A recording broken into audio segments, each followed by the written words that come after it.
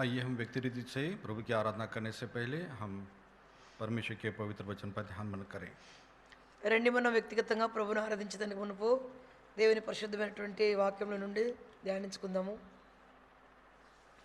मत्ती रचित सुसमाचार మత్తయి సువార్త मत्ती रचित सुसमाचार మత్తయి సువార్త 9 अध्याय 9వ అధ్యాయము. मैथ्यूज गॉस्पेल चैप्टर 9 మత్తయి సువార్త 9వ అధ్యాయము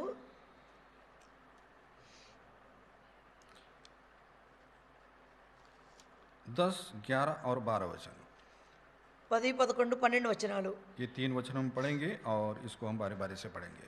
ఈ వచనాలు మార్చి మార్చి చదువుకుందాము. और जब वह घर में भोजन करने के लिए बैठा तो बहुतेरे महसूल लेने वाले और पापी आकर यीशु और उसके चेलों के साथ खाने बैठे. ఇంటిలో భోజనమునకు యేసు కూర్చుని ఉండగా ఇదిగో సుంకరులను పాపులను అనేకులు వచ్చి ఆయన యొద్దకు ఆయన శిష్యుల యొద్దకును కూర్చుండిరి. उसने यह सुनकर उनसे कहा, वैद्य भले चंगों को नहीं परंतु बीमारों को अवश्य है. प्रार्थना करेंगे. ప్రార్థన చేసుకుందాం.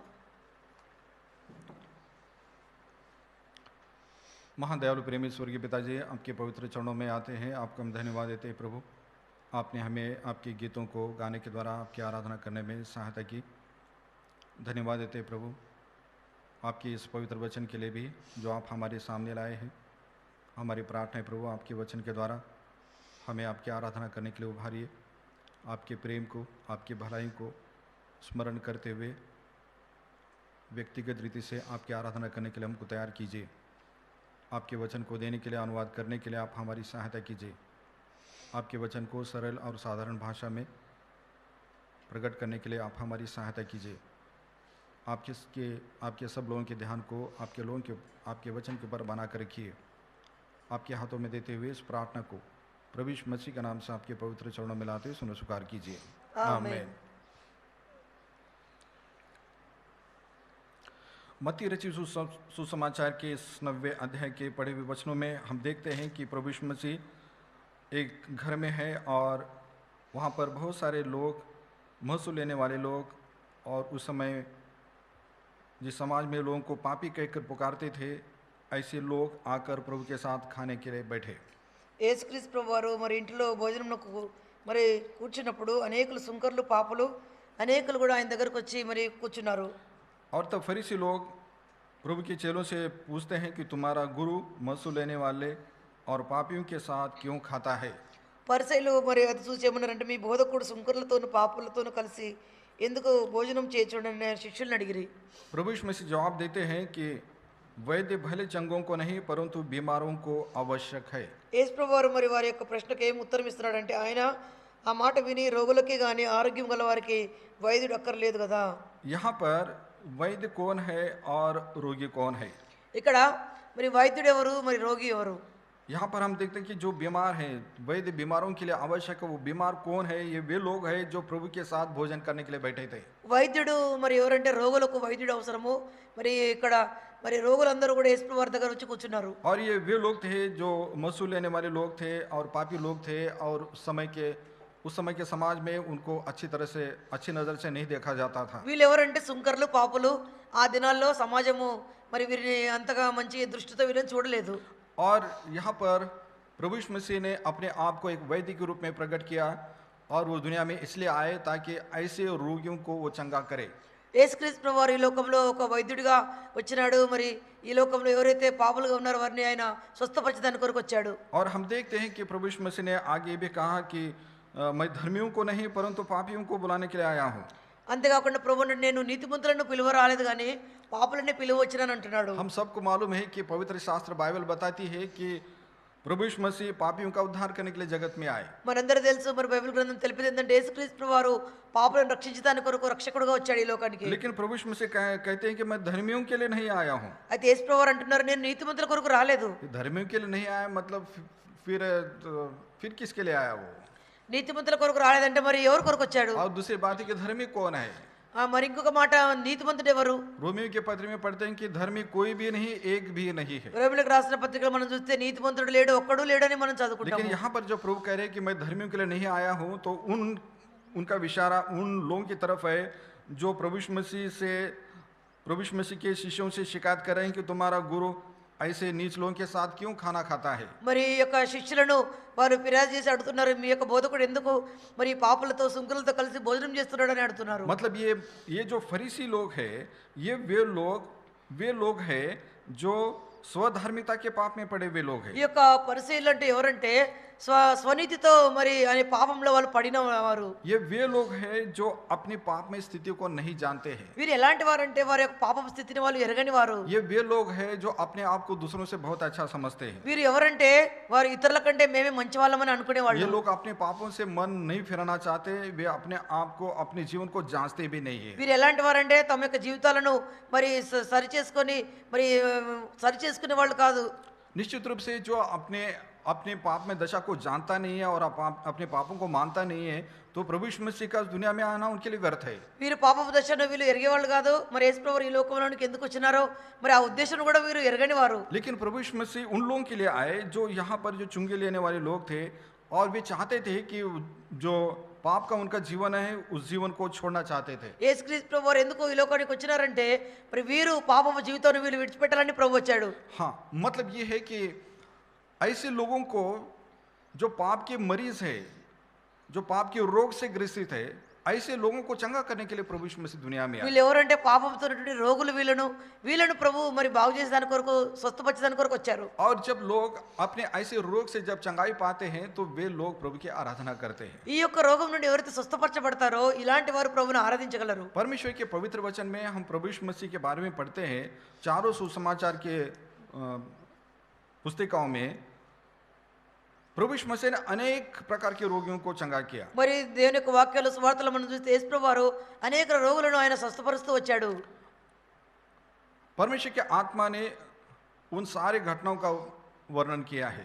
దేవుని యొక్క ఆత్మ ఆ యొక్క ఘటనలన్నీ కూడా మరి మన కొరకు వర్ణించి పెట్టి రాసి పెట్టారు. परमेश्वर के आत्मा का उद्देश्य ये नहीं कि प्रभु यीशु मसीह ने केवल इन चमत्कारों को किया, మరి దేవుని యొక్క ఉద్దేశం ఇది కాదు కేవలం దేవుడు ఇలాంటి సూచక్రియలు మహత్కార్యాలు చేస్తాడని, बल्कि ये उद्देश्य है कि मनुष्य की इस पापमय दशा में किस तरह से प्रभु यीशु मसीह ने लोगों के ऊपर दया किया है। మరి మానవుని యొక్క పాపపు స్థితిలో దేవుడు ఏ రీతిగా దయ చూపించినాడు అది తెలిపేదాని కొరకు. मतलब वे रोगी लोग या उनका वो रोग मनुष्य की पापमय अवस्था को प्रकट करता है। ఆ యొక్క రోగం యొక్క స్థితి మనుషుడి యొక్క పాపపు అవస్థను తెలుపుతా ఉంది. पाप एक ऐसा रोग है, बाइबल बताती है कि वो एक असाध्य रोग है। పాపం ఎలాంటి రోగం అంటే బైబిల్ తెలిపేది ఏంటంటే అది ఘోరమైనటువంటి వ్యాధి. और वो रोग मनुष्य के हृदय में लगता है। అది ఆ యొక్క ఘోరమైన వ్యాధి మనుషుల యొక్క హృదయంలోనే ఉన్నది. यिर्मयाह की पुस्तक, ఇర్మియా గ్రంథము इसका बेस बड़ा बेटा, यिर्मयाह की पुस्तक 17 अध्याय, ఇర్మియా గ్రంథం 17వ అధ్యాయము, यिर्मयाह की पुस्तक 17 अध्याय ఇర్మియా గ్రంథము 17వ అధ్యాయము और उसका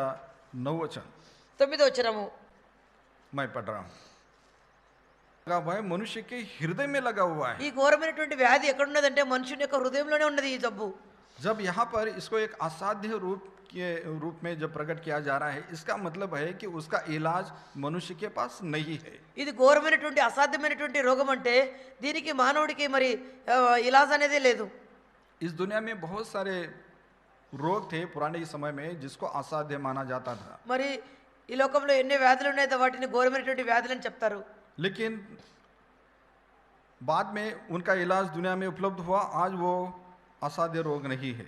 అయితే వాటికి ఈనాడు మరి మందులు దొరికినాయి కనుక వాటిని ఘోరమైన వ్యాధులు అసాధ్యమైన రోగములని చెప్పరు. फिर भी आज भी हम देखते हैं कि मनुष्य के मतलब जीवन में किस तरह से अनेक शारीरिक रोग है जो असाध्य रोग आज भी कहलाते हैं। ఆయన కూడా ఈనాడు మానవుని యొక్క జీవితంలో ఎన్నో రోగాలు, శరీరంలో ఉన్నటువంటి రోగాలు వాటిని ఘోరమైనటువంటి వ్యాధులని అంటున్నారు. मतलब वे रोग या वो बीमारियां पूरी रीति से दूर नहीं होती हैं। ఆ యొక్క మరి రోగాలు పూర్తిగా అవి దూరం అవ్వవు.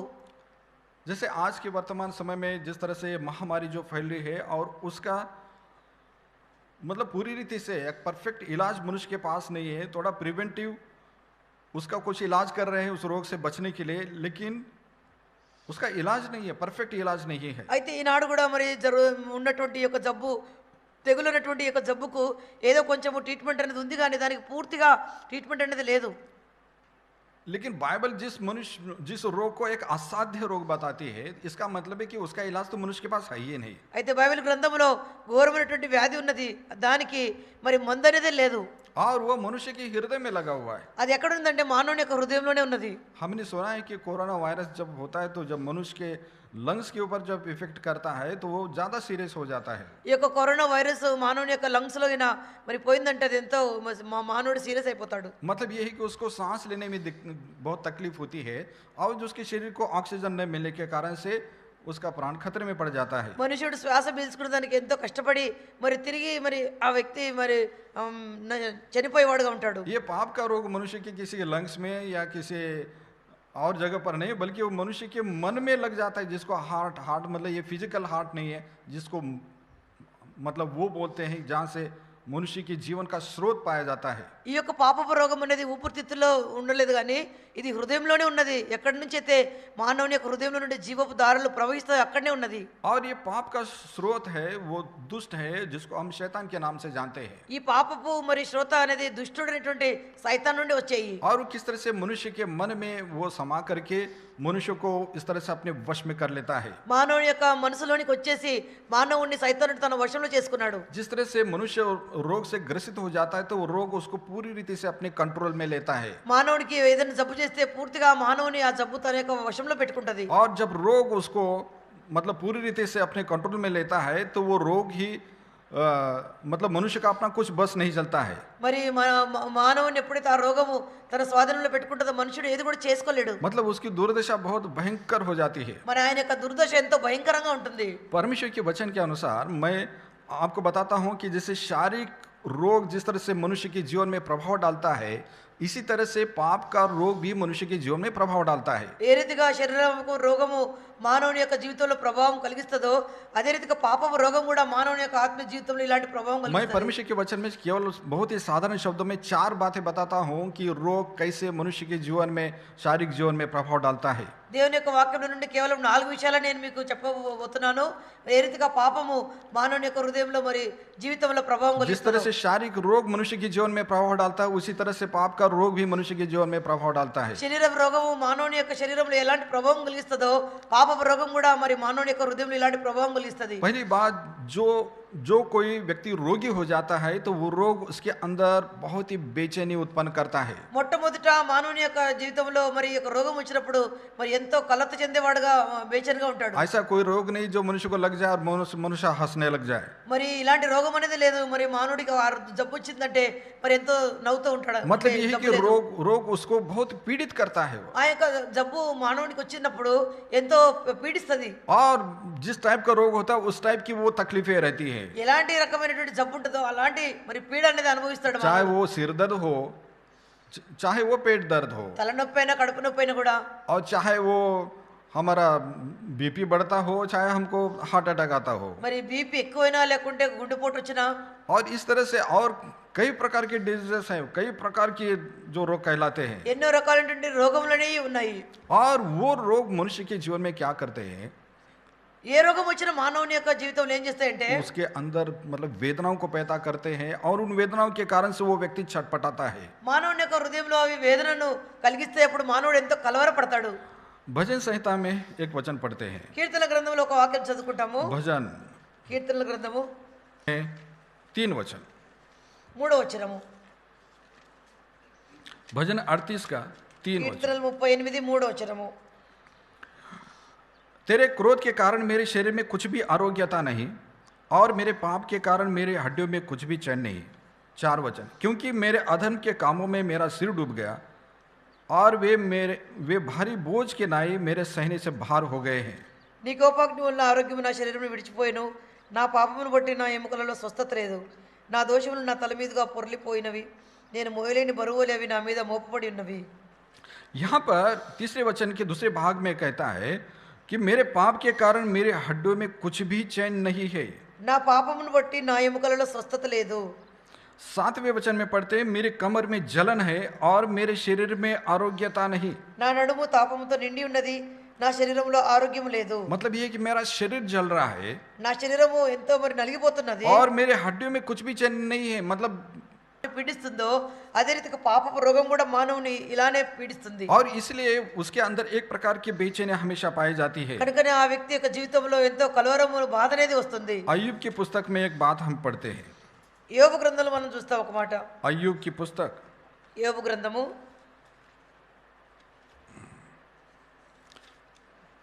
33 अध्याय 33 चैप्टर 33వ అధ్యాయము. Book of job chapter 33। యోబు గ్రంథము 33వ అధ్యాయము. जब कभी व्यक्ति जब रोगी हो जाता तो किस तरह से उसकी हालत बन जाती है उसके बारे में यहाँ पर लिखा हुआ है। ఒక వ్యక్తి మరి రోగంతో పడినప్పుడు ఆ స్థితి ఏ రీతిగా ఉంటుంది ఇక్కడ మనం చదువుకుంటాము. 19 वचन से मैं पढ़ रहा हूँ। 19వ వచనం నుండి చదువుతున్నారు. उसे ताड़ना भी होती है कि वह अपने बिछौनों पर पड़ा पड़ा तड़पता है, उसकी हड्डी हड्डी में लगातार झगड़ा होता है। వ్యాధి చేత మంచం ఎక్కుట వలన ఒకరిని ఎముకలలో ఎడతెగని నొప్పులు కలుగుట వలన వాడు శిక్షణము నందును. 20 वचन में पढ़ते हैं, यहाँ तक कि उसका प्राण रोटी से और उसका मन स्वादिष्ट भोजन से घृणा करने लगता है। రొట్టెయు రుచిగల ఆహారమును వానికి అసహ్యమగును. मतलब यहाँ पर हम देखते हैं कि किस तरह से वो अपने बिछौने पर पड़ा हुआ तड़पते रहता है। ఇక్కడ ఒక వ్యక్తి మరి వ్యాధి చేత మంచం ఎక్కి ఎంతో మరి నొప్పితో బాధపడుతుంటాడు. मतलब ये है कि उसको रोटी खाने में कोई इंटरेस्ट नहीं है, कोई स्वादिष्ट भोजन देने से भी उसको उसके प्रति घृणा आती है। రొట్టె తినడం గాని రుచిగల ఆహారం తినడం గాని ఎంతో ఆ వ్యక్తికి అసహ్యంగా ఉంటుంది. प्रिय भाई बहनों, मनुष्य के जीवन में भी ये जो पाप का रोग इसी तरह का प्रभाव डालता है। మానవుని యొక్క జీవితంలో కూడా పాపం అనే రోగం కూడా ఇలాంటి ప్రభావం కలిగిస్తుంది. पाप के कारण से मनुष्य की जीवन में शांति नहीं रहती है। పాపమును బట్టి మానవుడి జీవితంలో శాంతి లేదు. पाप के कारण से उसके जीवन में आनंद नहीं रहता है పాపమును బట్టి మానవుడిలో ఆనందం అనేది లేదు. और हमेशा एक प्रकार के उसके अंदर एक प्रकार का चिड़चिड़ापन, एक प्रकार का गुस्सा, एक प्रकार की अतृप्ति हमेशा उसके अंदर पाई जाती है। ఎప్పుడు చూసినా ఆ వ్యక్తి యొక్క జీవితంలో మరి తృప్తి లేని జీవితము, ఎంతో మరి కోపము, మరి ఎంతో మరి సహనం లేనటువంటి స్థితి ఆ వ్యక్తిలో మనం చూస్తాము. और उस व्यक्ति के अंदर वो पाप के जो पाप का जो नेचर है वो कितना अधिक है और कितना कम है, इसके ऊपर भी बहुत कुछ निर्भर करता ఆ है। పాపం యొక్క స్వభావము ఎంత మరి ఎక్కువగా ఉన్నదో ఎంత తక్కువగా ఉన్నదో దాని మీద ఆ యొక్క జీవితం ఆధారపడి ఉంటుంది. कुछ लोग बहुत ही मतलब दुष्टता का जीवन व्यतीत करते हैं కొద్దిమంది ఎంతో దుష్టకరమైన జీవితాన్ని జీవిస్తారు. और वो बहुत ही भयंकर पाप में पड़े रहते हैं ఎంతో భయంకరమైన పాపంలో పడి ఉంటారు. और इसलिए उनके अंदर कोई शांति नहीं रहती है। కనుకనే వారి యొక్క జీవితంలో ఎలాంటి సమాధానమే ఉండదు. बाइबल बताती दुष्टों के लिए कोई शांति नहीं है। బైబిల్ గ్రంథం ఏం తెలుపుతుందంటే దుష్టులకు నెమ్మది ఉండదని వాక్యం తెలుపుతుంది. और प्रभु यीशु मसीह दुनिया में इसलिए आए ताकि ऐसे पाप की जो मरीज हैं, पाप के जो बीमार हैं उनको चंगाई दे। ఇలాంటి పాపం రోగంతో ఉన్న వారికి యేసుప్రభువు వారు స్వస్థత ఇచ్చేదాని కొరకు వచ్చారు. और हम देखते हैं कि जब हम प्रभु यीशु मसीह के पास आकर जब हम पापों की क्षमा जब प्राप्त करते हैं तो उसका पहला परिणाम जो हमारे अंदर दिखाई देता है और एक अद्भुत शांति, एक अद्भुत आनंद हमारे हृदय में प्रवेश करता है। మనం యేసుప్రభువు వారి దగ్గరకు వచ్చినప్పుడు మొట్టమొదటిగా మనకు దొరికేది ఏంటంటే అద్భుతమైనటువంటి సమాధానము, శాంతి మనకు దొరుకుతుంది. और एक अद्भुत तृप्ति हम अपने आप में अनुभव करने ఒక लगते हैं। అద్భుతమైనటువంటి తృప్తి మనలో మనం అనుభవిస్తాము. मतलब स्पष्ट रूप से हम समझ सकते हैं कि प्रभु को जानने से पहले हमारा जीवन कैसा था और आज हमारा जीवन कैसा है। స్పష్టంగా మనకు అర్థమవుతుంది యేసుప్రభువు వారిని ఎరగక మునుపు మన జీవితం ఎలా ఉన్నదో, ఆయనను అంగీకరించిన తర్వాత మన జీవితం ఎలా ఉన్నదో. और वो प्रभु की जो प्रसन्नता हमारे अंदर रहती है जिसके कारण से मतलब हम समझ सकते हैं कि किस तरह से प्रभु ने हमको चंगा किया है। ప్రభు యొక్క ప్రసన్నత అనేది మనలో ఉన్న తర్వాత మనకు అర్థమైంది ఏంటంటే ఆయన ఏ రీతిగా మనను స్వస్థపరిచినాడు. तो इस तरह से मतलब शारीरिक रोग जिस तरह से मनुष्य को बेचैन करता है, इसी तरह से पाप का रोग भी मनुष्य के अंदर बेचैनी पैदा करता ఏ है। రీతిగా శరీరపు రోగము మానవుని మరి కలతలోని తీసుకుని వస్తుందో అదే రీతిగా పాపము అనే రోగం కూడా మానవుని ఎంతో కలతలోని తీసుకుని వస్తుంది. रोग शारीरिक रोग जो दूसरा प्रभाव उत्पन्न करता है మరి శరీరం యొక్క రోగము రెండవ ప్రభావం కలిగిస్తుంది. और पाप का रोग भी उसी तरह का प्रभाव उत्पन्न करता है। పాపము రోగం కూడా ఇలాంటి ప్రభావమే మానవుల్లో కలిగిస్తుంది. और कोई भी रोग मनुष्य को कमजोर कर देता है। ఏ రోగమైనా కూడా మానవుడికి వస్తే మానవుడిని ఎంతో బలహీనంగా చేస్తుంది. कोई ऐसा रोग नहीं जो जिसको लगने के बाद मनुष्य के शरीर में कोई ताकत बढ़ गई हो। అలాంటి రోగం లేదు. మరి ఆ రోగం వచ్చిన తర్వాత మానవుడికి యొక్క శక్తి అంతా కూడా బలమంతా అధికమయ్యేది. और इसलिए मनुष्य के जीवन में जब ये रोग जब हावी हो जाता है तो उसकी जो जीने की शक्ति को कम करने लगता है, మానవుడిలో రోగము అధికమయ్యే కొలది జీవించే శక్తి అనేది తక్కువ చేస్తూ ఉంటుంది. क्योंकि वो रोग उस तरह से अपने पूरे कंट्रोल में लेता है ఎందుకంటే ఆ రోగము మానవుని ఆ యొక్క తన వశంలో చేసుకుంటుంది. और इस तरह से वो व्यक्ति धीरे धीरे कमजोर हो जाता है। ఆ వ్యక్తి మెల్లమెల్లగా ఎంతో బలహీనుడైపోతాడు.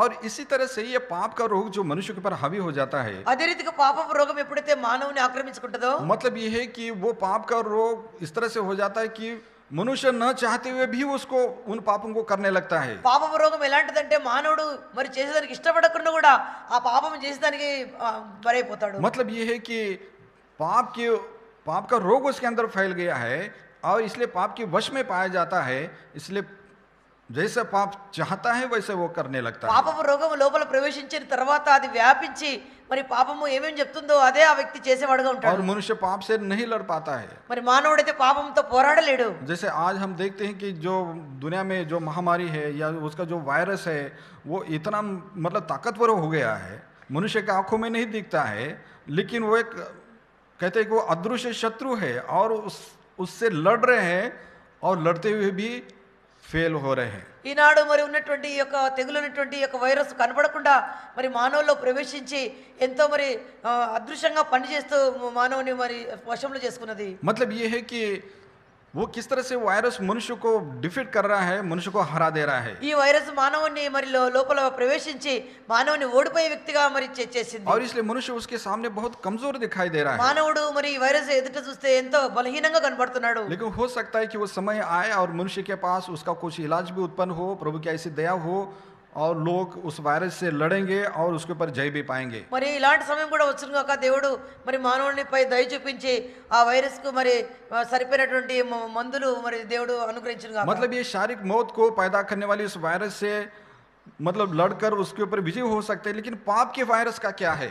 శరీరంతో మరి పోరాడేటువంటి యొక్క వైరస్ కు మందు అయితే దొరకొచ్చు కానీ పాపపు ఉన్నటువంటి ఈ వైరస్ కు మరి ఎలాంటి మందు అనేది ఉన్నది. मतलब ये है कि बाइबल बताती है कि पाप ने सारे मनुष्यों को अपने कंट्रोल में कर लिया है। పాపం అనేది మానవులందరినీ కూడా తన వశంలో చేసుకున్నది. रोमी के पत्र में हम पढ़ते हैं किस तरह से पाप पूरे जगत में फैल गया और सबको अपने वश में कर लिया बोल के। రోమీలకు రాసిన పత్రికలో చూస్తే మరి పాపం అనేది మానవులందరిలో ప్రవేశించి అందరిలో కూడా మరి అది ఆక్రమించుకున్నది. रोमी के पत्र 5 अध्याय, రోమీలకు రాసిన పత్రిక 5వ అధ్యాయము, रोमियो के पत्र 5 अध्याय, రోమీలకు రాసిన పత్రిక 5వ అధ్యాయము उसमें 12 वचन 12 వచనము मैं पढ़ रहा हूं।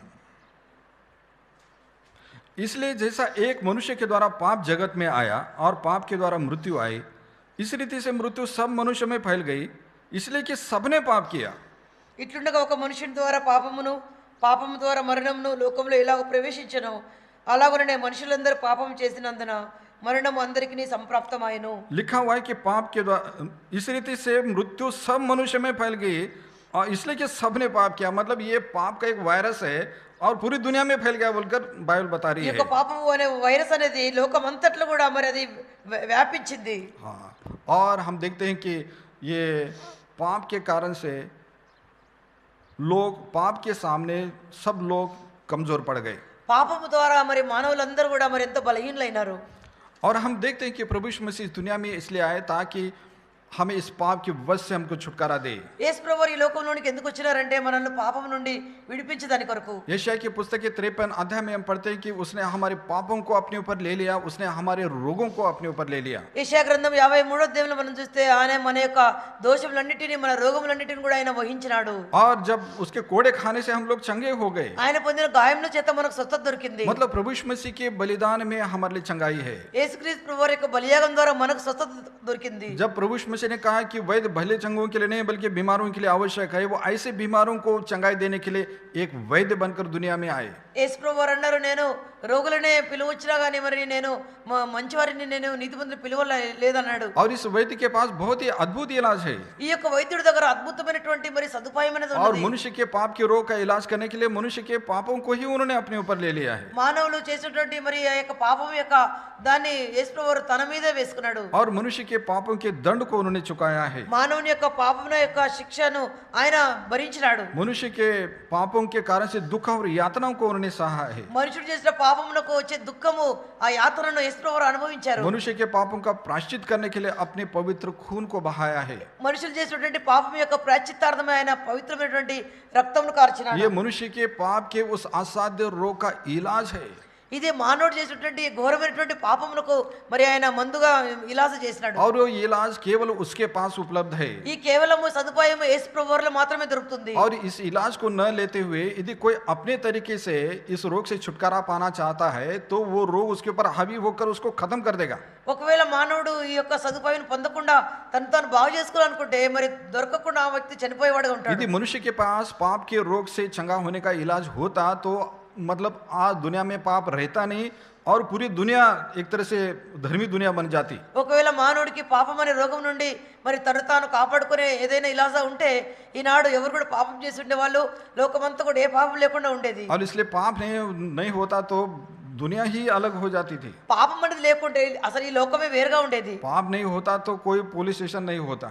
పాపం లేకుంటే ఎలాంటి పోలీస్ స్టేషన్లు ఉండే కావు. यदि पाप नहीं होता तो कोई कोर्ट नहीं होता। పాపం అనేది లేకుంటే కోర్టులే ఉండే కాదు. यदि पाप नहीं होता तो जेल नहीं होती। పాపం అనేది లేకుంటే జైలే ఉండే కాదు. और पाप नहीं होता तो डॉक्टर नहीं होता। పాపం అనేది లేకుంటే మరి డాక్టర్సే ఉండేవాళ్ళు కాదు. और कोई मेडिकल स्टोर नहीं होता, कोई हॉस्पिटल भी नहीं रहता। ఏ మెడికల్ స్టోర్స్ కానీ హాస్పిటల్స్ కానీ ఉండేవే కాదు. और वो दुनिया कैसी एक अद्भुत दुनिया होती। మరి ఆ యొక్క లోకం ఒక అద్భుతమైన లోకంగా ఉండేది. लेकिन हम देखते हैं कि मनुष्य के पाप के नेचर के कारण से ये सारी चीजें जो पाप को मनुष्य के पाप को कंट्रोल करने के लिए बनाई गई वो सब एक तरह से कमजोर दिखाई देती है। మానవుని పాపం యొక్క స్వభావాన్ని బట్టి మరి ఇవన్నీ కూడా ఉన్నాయి కనుకనే మన మానవుని ఎంతగానో బలహీనుడిగా చేస్తూ और వచ్చింది. उसका जवाब ये है कि मनुष्य के पास उसका खुद के पास उसका इलाज नहीं है। దాని యొక్క జవాబు ఏంటంటే మానవుడికి మరి స్వస్థత కొరకు తన సొంతగా ఎలాంటి ఉపాయం అనేది లేదు. क्योंकि मनुष्य कमजोर हो गया और ये पाप का जो रोग है वो मनुष्य के ऊपर बहुत ज्यादा हावी हो गया। మానవుడు బలహీనుడు అయినాడు. ఈ యొక్క పాప రోగం అనేది మానవుడిపై ఆక్రమణ చేసి ఎంతగానో మరి బలహీనుడు చేసింది. इसलिए प्रभु यीशु मसीह वो वैद्य है और जो ऐसे पाप के रोगियों को चंगा करते हैं। యేసు ప్రభు వైద్యుడిగా వచ్చినాడు పాపపోయే అనే రోగమును స్వస్థపరిచేదానికి. और जो लोग प्रभु के पास आकर जब प्रभु पर विश्वास करते हैं, प्रभु को ग्रहण करते हैं, तो हम देखते हैं कि ये रोग उनके ऊपर प्रबल नहीं होता बल्कि ये लोग उसके ऊपर प्रबल हो जाते हैं। యేసు ప్రభు వారి దగ్గరికి ఎవరైతే వచ్చి మరి తమను తాము అప్పగించుకుంటారో పాపం అనేది వారి మీద ప్రభావం చూపించదు కానీ ప్రభు వారి మీద ప్రభావం చూపిస్తాడు. और प्रभु उनके जीवन में एक परिवर्तन लेकर आता है। ప్రభు వారి యొక్క జీవితంలోనికి వచ్చి ఒక మార్పుని తెస్తాడు. मैंने ऐसे लोगों को देखा है जो कितने सालों से नशा करते थे। మరి నేను ఇలాంటివన్నీ కూడా చూశాను. ఎన్నో సంవత్సరాల తరబడిగా వారు మరి మద్యపానం సేవించేవాళ్ళు. लेकिन जब प्रभु को ग्रहण करने के बाद उसके बाद वो नशा करना उनको याद भी नहीं आया उनको। మరి యేసు ప్రభువుని అంగీకరించిన తర్వాత ఈ త్రాగడం అనేది వారికి జ్ఞాపకం కూడా రాలేదు. और उन्होंने खुद गवाही दी कि उस जीवन से छुटकारा पाने के लिए उन्हें कितनी बार कोशिश की थी। వారు చెప్పేవారు మరి ఇలాంటి త్రాగు నుండి మరి మానుకోవాలని ఎన్నో ప్రయత్నాలు మేము చేసామని చెప్తారు. लेकिन प्रभु यीशु मसीह को ग्रहण करने के बाद वो ताकत उनको मिली ताकि उस पाप के वायरस के ऊपर वो प्रभावी हो। యేసు ప్రభువుని అంగీకరించిన తర్వాత ఈ పాపం అనే వైరస్ నుండి వారి విజయం పొందినామని చెప్పారు. इसी तरह से इसी को हम बोलते हैं जीवन परिवर्तन का अनुभव। దీన్ని మనం ఏం చెప్తామంటే మరి జీవితం మారిపోయేటువంటి అనుభవం అని मतलब చెప్తాం. हमारे अंदर एक प्रभु की ऐसी शक्ति आ जाती है जो हमारे पाप के नेचर, पाप की स्वभाव के ऊपर जय पाने के लिए हमको ताकत देती है। మనలో ఇలాంటి అద్భుతమైన శక్తి వచ్చి పాపంపై మనకు విజయం పొందే శక్తి ప్రవహిస్తాడు. इसलिए बाइबल बताती है पाप तुम्हारे मरणहार शरीर के ऊपर राज्य न करे। కనుకనే మరి దేవుని యొక్క వాక్యం మనం చూస్తాము పాపము మరి మీ యొక్క శరీరంలో ఏలనీయొద్దని చెప్తున్నాడు. इसलिए पाप का हमारे ऊपर कोई अधिकार नहीं है పాపమునకు మన మీద ఎలాంటి అధికారం లేదు. क्योंकि हम प्रभु के अनुग्रह के नीचे लाए गए हैं। ఎందుకంటే మనము ప్రభు యొక్క కృప క్రిందకు మనం వచ్చాము. और उसका अनुग्रह एक हमको ऐसी शक्ति देता है जिसके कारण से हम इस पाप के ऊपर हम जय पाने लगते ఆ हैं। కృప మనకు ఎంత అద్భుతమైన శక్తిని ఇచ్చి పాపంపై మనం విజయం పొందేలాగా చేస్తుంది. इसलिए हम कहते हैं कि पाप मनुष्य के जीवन में अशांति लेकर आता है। కనుకనే పాపం అనేది మానవుని యొక్క జీవితంలో అశాంతిని తీసుకుని मतलब వస్తుంది. उसको हमेशा बेचैन करता है। ఎంతో కలవరంలోనికి తీసుకుపోతుంది. उसको ना तो ठीक से नींद आ पाती है, ఆ వ్యక్తికి సరైన నిద్ర పట్టదు. ना तो खाना खाते हुए उसको आनंद मिलता है, మరి భోజనం చేసేటప్పుడు కూడా ఆనందం అనేది దొరకదు. ना पैसा कमाते हुए उसको आनंद मिलता है। ఆ డబ్బులు సంపాదిస్తూ కూడా ఆ వ్యక్తికి సంతోషం ఉండదు. और सारे अपनों के बीच में रहते हुए भी वो खोया खोया सा रहता తన है। సొంత వారిలో మరి తను జీవిస్తూ కూడా అంతా ఏదో పోగొట్టుకున్నట్లుగా ఉంటాడు. और आनंद करता हुआ दिखता है लेकिन वास्तविक आनंद नहीं रहता है। ఆనందము సంతోషం ఉన్నట్లు కనపడతాడే కానీ వాస్తవికంగా ఆనందం అనేది లేదు. और वो आनंद थोड़ा दिखाई भी दे तो बहुत टेम्पररी दिखाई देता है। ఒకవేళ ఆనందము కనిపించినా కూడా తాత్కాలికంగా కొంచెంసేపే కనపడుతుంది. लेकिन हम देखते हैं कि जब पापों की क्षमा पाने के बाद हम प्रभु का आनंद प्राप्त करते हैं। అయితే పాప క్షమాపణ పొందిన తర్వాత మనం ప్రభువులు ఎంతగానో ఆనందిస్తాము. वो आनंद जिसके बारे में प्रभु ने कहा तुमको आनंद होगा और तुम्हारा आनंद कोई छीन नहीं ఆ लेगा। ఆనందం ఎలాంటిదంటే మీకు సంతోషం కలుగుతుంది కానీ ఆ సంతోషం మీలో ఎవడు కూడా మీలో నుంచి తీసివేయలేడు అంటాడు. वो प्रभु की शांति जिसके बारे में प्रभु ने कहा मैं अपनी शांति तुमको देता हूँ जैसे दुनिया देती है वैसा नहीं देता ప్రభు हूँ। అంటాడు నేను నా శాంతిని మీకు ఇస్తాను కానీ లోకం ఇచ్చేటువంటి శాంతి కాదు అది అంటాడు. मतलब वो शांति वो आनंद प्रभु यीशु मसीह में है जो हमारा वैद्य बनकर दुनिया में आया ఆ है। శాంతి ఎలాంటిదంటే యేసుక్రీస్తు ప్రభువారిలోనే ఉన్నది. ఎందుకంటే ఆయన మన కొరకు వైద్యుడుగా ఈ లోకంకి వచ్చాడు. रोग मनुष्य को किस तरह से बेचैन करता है और उसको कमजोर बनाता है। రోగము మానవుని మరి ఏ రీతిగా బలహీనుడిగా చేసి మరి ఎంతగానో మరి కలవరింపజేస్తుంది. उसको कमजोर बना देता ఆ है। వ్యక్తిని బలహీనుడిగా చేస్తుంది. तीसरी बार रोग मनुष्य को विद्रूप बना देता है। మూడోదిగా చూస్తే రోగము మానవుని వికారమైన రూపంలోనికి తీసుకొని పోతుంది. मतलब ये है कि वो रोग जब मनुष्य के शरीर में प्रवेश करता है तो उसकी शारीरिक सुंदरता को मतलब वो खत्म करने लगता है। మానవుని యొక్క జీవితంలో రోగం వచ్చినప్పుడు మానవుని యొక్క శరీరమైన సౌందర్యం అనేది కోల్పోతాడు. आपने ऐसा कभी नहीं देखा होगा कोई रोगी है भयंकर रोग में है और उसको देखते ही आपको लगा कि बहुत स्मार्ट लग रहा है या बहुत सुंदर दिखाई दे रहे हैं। మరి మీకు ఈ రీతిగా అనిపించదు ఏదైనా ఒక వ్యక్తి భయంకరమైన జబ్బులో ఉంటూ ఎంతో సౌందర్యంగా కనపడుతున్నాడని మనం చెప్పము. क्योंकि जो अंदर जो वेदना है उस वेदना का जो भाव उसके मुख पर दिखाई देता है లోపల ఉంటుండే యొక్క వేదన అనేది ముఖం మీద కనిపిస్తా ఉంది. और इसलिए वो मुख पर उसके जो वेदनाओं का भाव है या उसकी जो निराशा है और उसका जो दर्द है उसके चेहरे पर जो दिखाई देता है जो उसकी सुंदरता को बिगाड़ देता है। లోపల ఉన్నటువంటి బాధ గాని నిరాశ గాని ఆ యొక్క వ్యక్తి యొక్క ముఖం మీద కనిపిస్తూ మరి ఎంతో వికారంగా కనిపిస్తాడు. मतलब ये है कि उस रोग ने मतलब भले ही उसका रूप कितना सुंदर रहता हो लेकिन वो रूप बिगड़ जाता है। ఆ మనిషి ఎంత సౌందర్యంగా కనబడినా కూడా మరి లోపల ఉన్నటువంటి బాధను బట్టి ఎంతో మరి వికారంగా కనపడతాడు. ये बात सच है कि मनुष्य के जीवन में यदि सुंदरता यदि कहीं पर है तो उसके मुख की प्रसन्नता में है। మరి ఒక మనుషుడు సౌందర్యంగా ఉన్నాడంటే మరి ఎక్కడ కనపడుతుందంటే ఆ వ్యక్తి యొక్క ముఖంలో సంతోషం ఉన్నప్పుడే. और यदि उसके दिल में दर्द है या उसके आंखों में आंसू है या उसके चेहरे पर यदि उदासी है तो मतलब वो सुंदरता कभी प्रकट हो ही नहीं सकती है। హృదయంలో దుఃఖము నిరాశ ఉంటూ మరి కళ్ళల్లో కన్నీళ్లు ఉంటే ఆ వ్యక్తి ఏమాత్రం కూడా మరి సౌందర్యంగా కనపడడు. आपने देखा होगा जो मुस्कुराते हुए चेहरे हमेशा सुंदर दिखते हैं। మరి మీకు అర్థమవుతుందా నవ్వుకున్నటువంటి ముఖము ఎంతో సౌందర్యంగా కనపడుతుంది. छोटे बच्चे जो मुस्कुराते हुए खेलते हुए जब जब दिखते हैं तो बहुत सुंदर दिखते हैं। చిన్నపిల్లలు నవ్వుకుంటూ వాళ్ళు ఆడేటప్పుడు వాళ్ళ ముఖం చూస్తే ఎంతో సౌందర్యంగా కనపడతారు.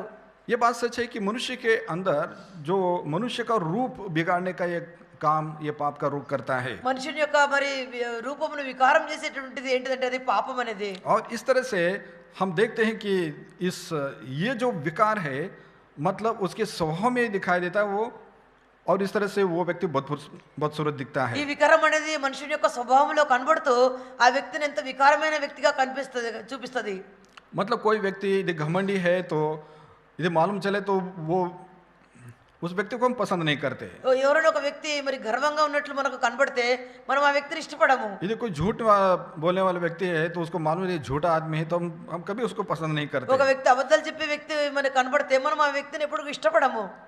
या कोई व्यक्ति जिसका चरित्र अच्छा नहीं है कोई पुरुष है कोई ऐसी स्त्री है जो उसका चरित्र अच्छा नहीं है तो यदि हमको मालूम चले तो हम उसको देखते ही अपना मुंह फेर लेते हैं। ఒక స్త్రీ గాని పురుషుడు గాని వారి యొక్క శీలము సరిగా లేకుండా చెడిపోయిన స్థితిలో వారు ఉంటే మనం వాళ్ళ ముఖం చూసేదానికి ఇష్టపడము. मतलब ये भले ही कि उनका रूप कैसे भी दिखाई दे अच्छा भी हो लेकिन फिर भी हम देखना पसंद नहीं करते क्योंकि वो पाप के कारण वो कुरूपता वहां पर दिखाई देती వారి है। యొక్క రూపం చూసేదానికి బాగా ఉన్నప్పటికీ కూడా వాళ్ళు ఉన్నటువంటి పాపం యొక్క స్వభావం బట్టి ఎంత కురూపులుగా కనబడతారు. मतलब ये है कि मनुष्य के अंदर पाप जो है मनुष्य को कुरूप कर देता है उसकी सुंदरता को खत्म कर देता है। మనసులో ఉన్నటువంటి పాపము మానవుని ఎంతగానో మరి కురూపుగా మరి వికారమైనటువంటి దానిలో తీసుకొని పోతుంది. कोई लोग बाहरी रूप से सामान्य रहते हैं लेकिन उनका स्वभाव और उनका जो कार्य है उनको बहुत बड़ा बना देता है। కొద్దిమంది చూసేదానికి మరి బాగా ఉండకపోయినప్పుడు కూడా వారి యొక్క కార్యములు వారి యొక్క స్వభావం అనేది వారిని ఎంతో బాగా కనిపిస్తుంది.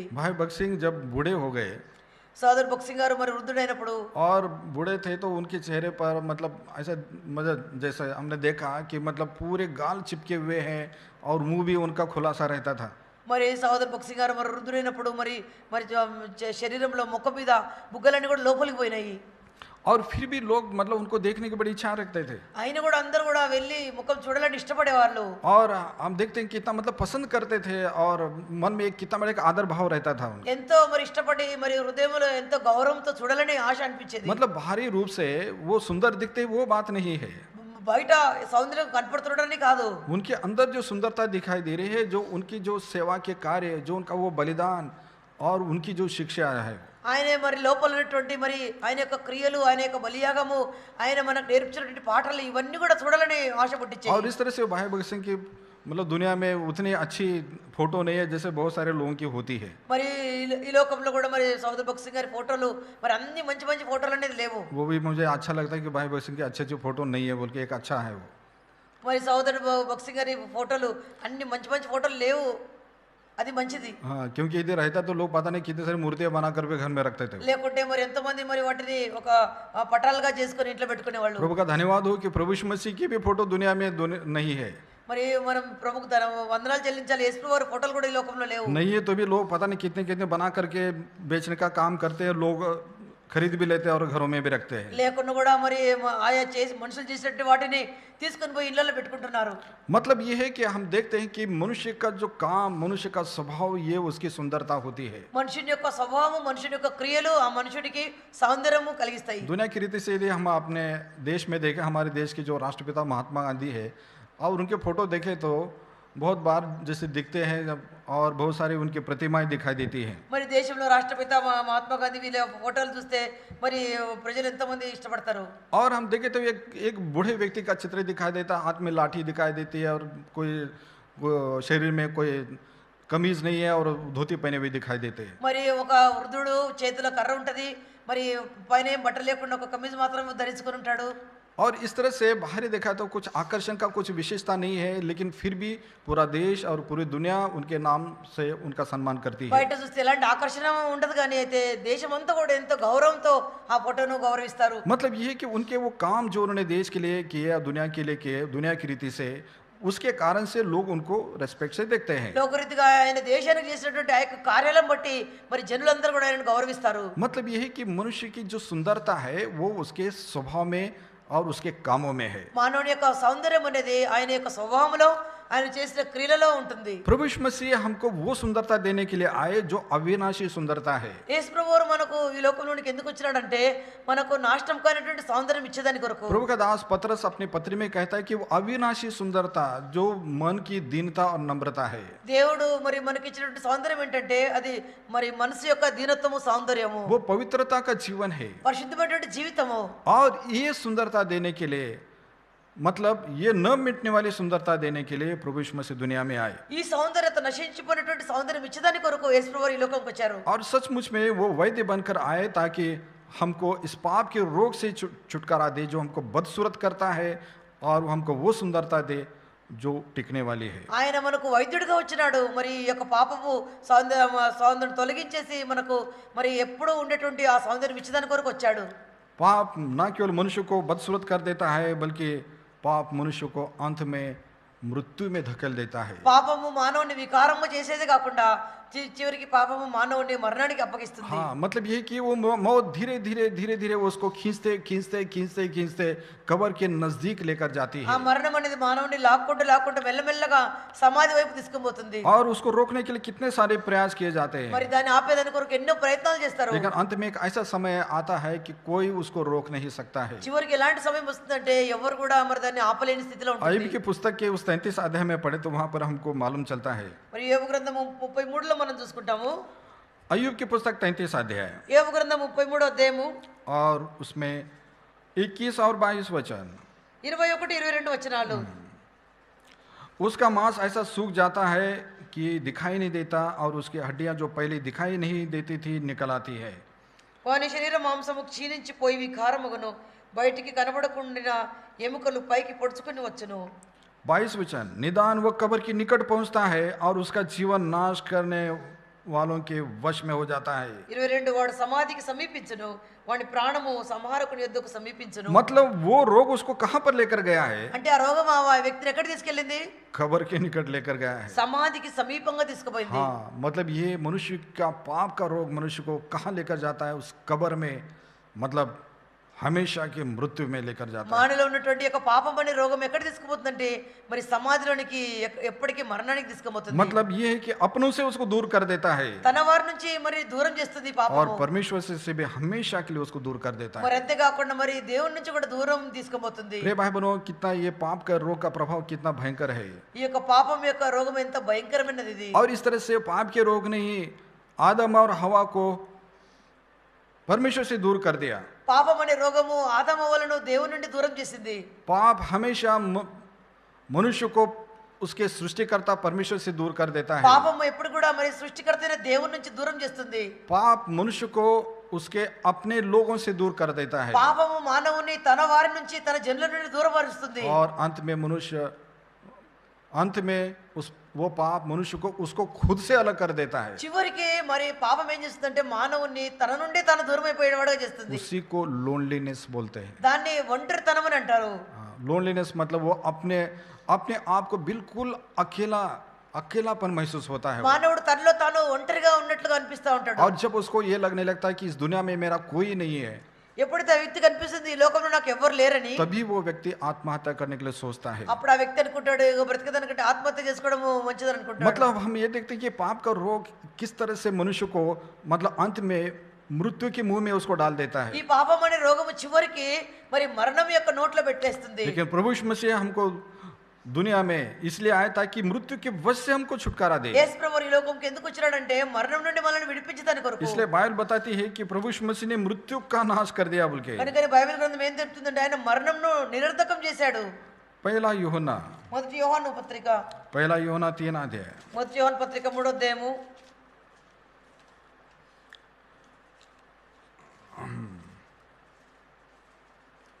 पहला यूहन्ना 3 अध्याय మొదటి యోహాను పత్రిక 3వ అధ్యాయము और हम देखते हैं कि इसमें 5 वचन पढ़े, 5వ వచనం చదువుకుందాము. 5 वचन 5వ వచనము और 8 वचन में। 5, 8 వచనాలు.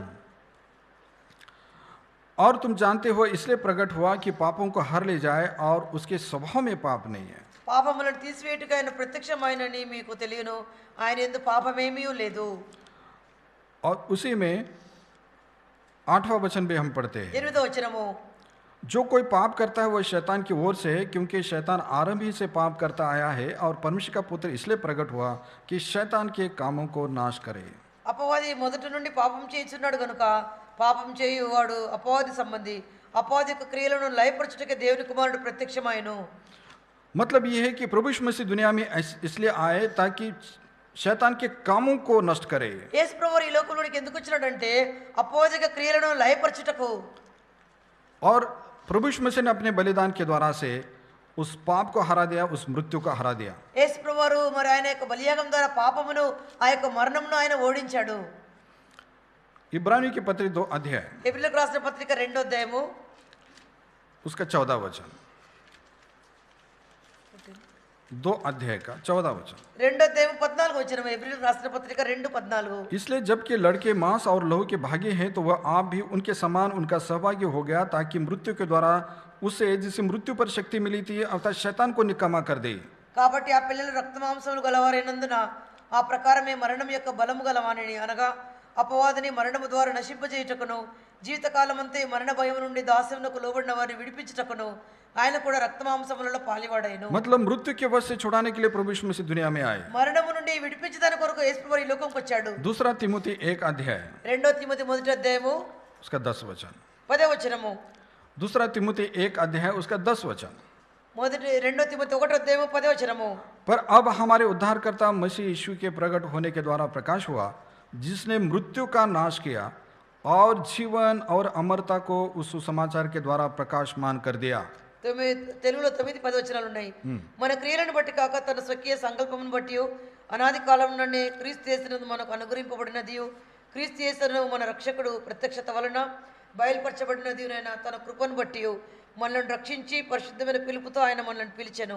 ఆ క్రీస్తు యేసు మరణమును నిరర్ధకము చేసి జీవమును అక్షయతను సువార్త వలన వెలుగులోనికి తెచ్చెను. बस हम पढ़ते हैं इन सारे संदर्भों में किस तरह से प्रभु यीशु मसीह हमको मृत्यु के वश से छुड़ाने के लिए और मृत्यु को नाश करने के लिए दुनिया में आए। మనం చూస్తాము ఈ వచనాల ద్వారా యేసు ప్రభువారు ఈ లోకంలోనికి ఎందుకు వచ్చినాడంటే మనల్ని రక్షించడానికి కొరకు మరణమును నిరర్ధకం చేసేదాని కొరకు వచ్చాడు. मतलब ये वो मृत्यु जो हमको परमेश्वर से अलग करती है, ఈ మరణము దేవుని నుంచి మనల్ని ఎడబాపు చేసింది. वो मृत्यु जो हमको अपनों से अलग करती है, ఏ మరణం అయితే ఏ పాపం అయితే మనల్ని మన వారి నుంచి వేరుపరిచిందో ऐसी मृत्यु से छुटकारा देकर अपने परमेश्वर के पास लाने के लिए और परमेश्वर के अपने अपने लोगों के नजदीक लाने के लिए प्रेम के द्वारा से प्रभु यीशु मसीह दुनिया में आए. ఇలాంటి మరణం నుండి ప్రభు మనల్ని విడిపించి మరి మన వారి దగ్గరికి ప్రభు దగ్గరికి తీసుకుని వచ్చేదాని కొరకు యేసు ప్రభు ప్రత్యక్షమైనాడు. इन सारे संदर्भों को पढ़ने से हमको मालूम चलता है कि प्रभु यीशु मसीह सचमुच में जो वैद्य बनकर दुनिया में आए और वैद्य मतलब वो व्यक्ति जो बीमारों का इलाज करता है. ఈ అన్ని సందర్భాల్లో మనం చూసుకుంటే యేసు ప్రభు వారు ఒక వైద్యుడిగా వచ్చినాడు.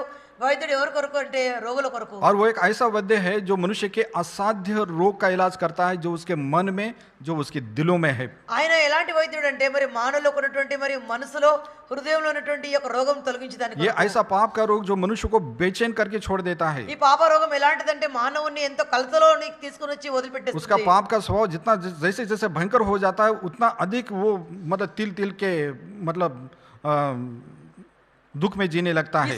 ఈ పాప స్వభావం ఎంత భయంకరంగా పెరుగుతుందో అంత మరి దుఃఖంలో ఆ వ్యక్తి జీవిస్తాడు.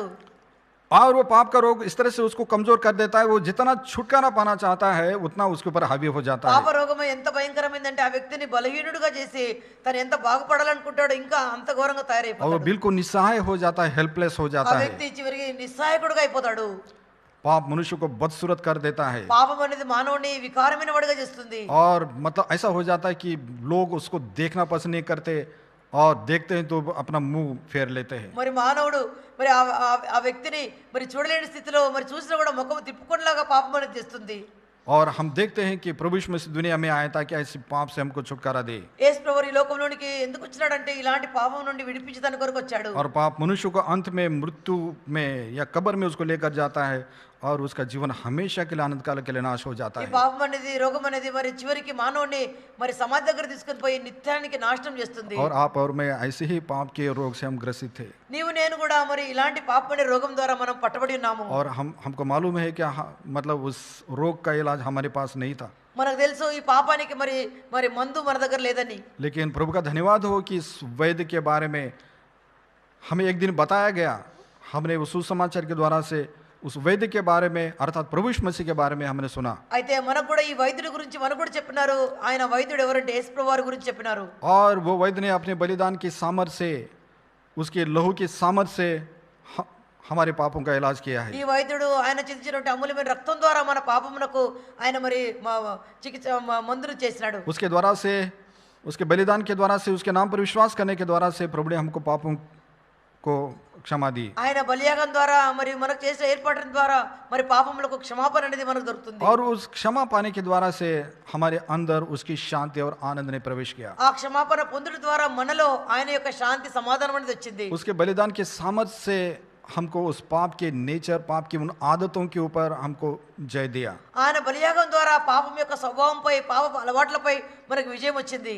और उसके नाम पर विश्वास करने के द्वारा से उसका स्वभाव जो उसके एक सुंदरता है, उसके स्वभाव में उसने हमको भागीदार किया. ఆయన నామములో విశ్వాసం ఉంచడం ద్వారా మరి ఆయన స్వభావమైనటువంటి ఆ సుందరంలో మనం కూడా పాలిభాగస్తులమైనాము. और हम ये भी जानते हैं कि अब मृत्यु का हमारे ऊपर कोई अधिकार नहीं है, ఇప్పుడు మనం తెలుసుకున్నాం ఏంటంటే మరణానికి మనపై ఎలాంటి అధికారం లేదు. क्योंकि मृत्यु से पार करके अनंत काल के जीवन में उसने हमारा प्रवेश कराया है. మనము మరణంలో నుండి మనల్ని దాటించి జీవంలోనికి ఆయన ప్రవేశింపజేశాడు. हमारे लिए शारीरिक मृत्यु मतलब केवल जैसे कोई व्यक्ति सो जाता है थोड़ी देर के लिए और फिर उठ जाता है, उसी तरह से परमेश्वर के लोगों के लिए मृत्यु का एक अर्थ है कि वो मतलब नींद में से उठने के बाद जैसा व्यक्ति होता है उसी तरह से हम लोग प्रभु में जी उठेंगे और प्रभु के साथ हमेशा तक रहेंगे. మరి మనకైతే శరీరమైన మృత్యు ఎలా ఉంటుందంటే ఒక వ్యక్తి మరి నిద్రపోతుంటే ఏ రీతిగా తిరిగి లేస్తాడో అదే రీతిగా మరి ప్రభువులో నిద్రించిన మనము మరి లేస్తాము, మరి తిరిగి ఆయనలో మనము లేపబడతామన్న నిరీక్షణ ఉంటుంది. कोई शारीरिक मृत्यु हमको परमेश्वर से अलग नहीं कर ఏ सकती, శరీరమైన మరణం కూడా మనల్ని దేవుని నుండి ఎడబాపడేరదు. क्योंकि हम उस महान प्रभु के साथ अनंत काल के लिए हम जोड़ दिए गए हैं. ఆ గొప్ప దేవునితో మరి నిత్యత్వం వరకు కూడా మనము ఆయనతో పాటు సమాధాన పరచబడినాము. मैं जब सुबह उठकर प्रभु की आराधना करता हूं तो एक बात का उल्लेख मैं हमेशा करता हूँ నేను ఉదయం లేచి ప్రభువుని ఆరాధించేటప్పుడు తప్పకుండా ఒక మాటను చెప్పి ఆరాధిస్తాను. और मैं कहता हूँ प्रभु जी आपके साथ मेरा जो अटूट संबंध है ప్రభా నీ उसके लिए मैं आपको धन्यवाद देता हूँ। ప్రభా నీతో నాకు తెగిపోయినటువంటి సంబంధం ఉన్నది, దీన్ని బట్టి నేను నీకు వందనాలు చెల్లిస్తున్నాను जब అంటాను. कभी मैं इस बात को जब बोलता हूँ तो मेरे दिल में बहुत खुशी होती है। నేను ఎప్పుడైతే ఈ మాట చెప్తానో నా హృదయంలో ఎంతో ఆనందం వస్తుంది. मतलब अटूट रिश्ता है, एक अटूट संबंध है। Nobody can take us away from him. తెగిపోయినటువంటి మరి ఎడవాయినటువంటి సంబంధము ఆయనతో పాటు మరి ఎవరు కూడా ఎడవాపలేరు. What type of great healing it is। ఎంత గొప్ప స్వస్థత ఇది, कितनी बड़ी चंगाई है जो प्रभु हमको देने के लिए आया। ఎంత గొప్ప స్వస్థతను ఇచ్చేదని కొరకు యేసు వారు ఈ లోకంకి और వచ్చారు. इस तरह से इस आत्मिक चंगाई को आपने पाया है तो जरूर आप प्रभु की आराधना करें। ఈ ఆత్మీయటువంటి స్వస్థతను పొందితే తప్పకుండా నువ్వు ప్రభువును ఆరాధించు. वचन में पढ़ते कितने सारे रोगियों ने चंगाई पाने के बाद उन्होंने प्रभु की आराधना किया है। ఏ వాక్యాలు చూస్తాము, ఎంతో మంది రోగులు బాగుపడిన తర్వాత వారు ప్రభువును ఆరాధించారు. प्रभु के चरणों में उन्होंने दंडवत किया है ఆయన పాదాల దగ్గర ఆయనకు సాష్టాంగ నమస్కారం చేశారు. और प्रभु के बारे में उन्होंने गवाही दी है। ప్రభువును బట్టి వారు సాక్ష్యం ఇస్తూ వెళ్ళారు. मतलब ये है कि हम देखते हैं कि इतनी बड़ी भलाई पाने के बाद कोई भी चुप नहीं रह सकता है। మరి ఇంత గొప్ప మరి మేలు పొందిన తర్వాత ఎవరు కూడా మౌనంగా ఉండలేరు. और प्रभु यीशु मसीह ये वही दे हमारे लिए दुनिया में नहीं आता तो भाई बनो, ना तो हम यहाँ से प्रचार करते ना आप प्रभु का वचन सुनते, हम संसार के लोगों की तरह संसार में हम नाश हो जाते। యేసుక్రీస్తు ప్రభువు వైద్యుడు ఈ లోకంలోనికి రాకుండా ఉంటే ఈనాడు ఇక్కడ మేము ఇక్కడ నిలబడుకొని ప్రకటించే వాళ్ళం కాదు, మరి ఈ లోకం అంతా కూడా ఇప్పటికి నాశనం అయిపోయి ఉండేది. प्रभु का धन्यवाद हो कि इस वैद्य ने हमसे एक पैसा भी नहीं लिया बल्कि मुफ्त में हमारे लिए सब कुछ उसने कर दिया। ఈ వైద్యుడు మనం ఎంతో వందనాలు చెల్లించాలి, ఎందుకంటే ఒక పైసా కూడా మనకు తీసుకోలేదు, మన దగ్గర ఉచితంగా మనకు ఇలాంటి స్వస్థత क्योंकि ఇచ్చాడు. ये उद्धार फ्री में मिलने वाला उद्धार है। ఈ రక్షణ ఉచితంగా మనకు దొరికే రక్షణ. हमारे लिए फ्री है लेकिन उसने जो दाम चुकाया है वो बहुत भारी है। మనకైతే ఉచితంగానే ఆయన చెల్లించిన ఆ క్రయం అనేది గొప్ప క్రయము. और इसलिए उस भयंकर उस दाम के चुकाने के कारण से ही ये दवा हमारे लिए उपलब्ध हुई और वह है पापों की क्षमा। ఆయన గొప్ప క్రయాన్ని చెల్లించిన కారణమును బట్టి ఈనాడు మనకు పాప క్షమాపణ అనేటువంటి ఒక మరి మందు దొరికింది. इस पाप क्षमा के उस दवाई के लिए उस औषधि के लिए हम उसका धन्यवाद करें। ఈ పాప క్షమాపణ ఈ యొక్క ఔషధమును బట్టి మందును బట్టి ప్రభువును మనము స్తుతించాలి. आज दुनिया में शारीरिक इस महामारी की वजह से हमको समझ में आ रहा है कि कितना भयंकर उसका परिणाम है, लेकिन प्रभु का धन्यवाद हो इससे भी बढ़कर जो महामारी है जिसको लोग समझते नहीं है, उस पाप की महामारी से प्रभु ने हमको छुड़ाया है। ఈ లోకంలో మరి చూస్తే ఇప్పుడున్నటువంటి తెగుళ్ళను బట్టి ఎంతో మరణాలు వస్తున్నాయి, కానీ అయితే మనకైతే ఇలాంటి పాపం అనేటువంటి యొక్క రోగం నుండి దేవుడు మనల్ని విడిపించినాడు కనుక ఈ స్వస్థతను బట్టి మనం ప్రభువును వందనాలు చెల్లించాలి. आइए इन्हीं विचारों के साथ हम लोग प्रभु की आराधना करें। రండి మనం ఈ తలంపులతో ప్రభువును మనం ఆరాధన చేస్తాము. एक गीत हम गाएंगे और उसके बाद हम आराधना में जाएंगे। ఒక పాట పాడతాము, ఆ తర్వాత మనము ఆరాధనలోనికి వెళ్తాము.